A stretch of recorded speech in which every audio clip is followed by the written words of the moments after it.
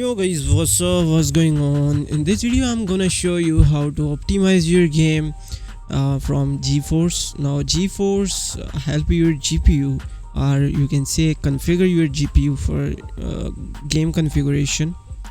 So basically you need to optimize your game for performance or for decent graphic quality. It's on you, but I'm highly recommending if you are going with the competitive games like Valorant or any other, then you need to optimize it for better performance.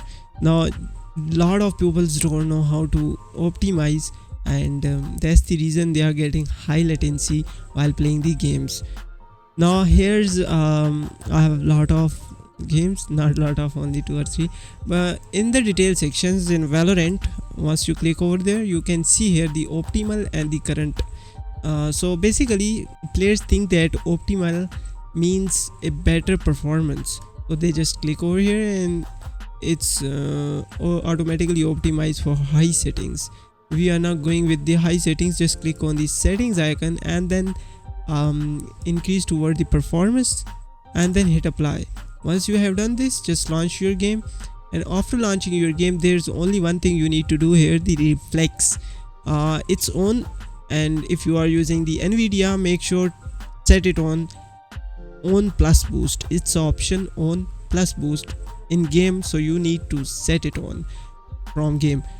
Now also for better performance, if you like, you can use the Razer Cortex. It will optimize your window, some extra services and program it will shut down, and you'll get a better latency in game.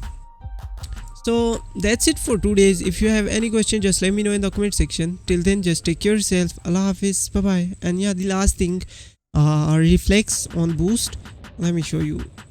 So after launching the game, just click on the play, so not play, just go into the settings, and you need to scroll down.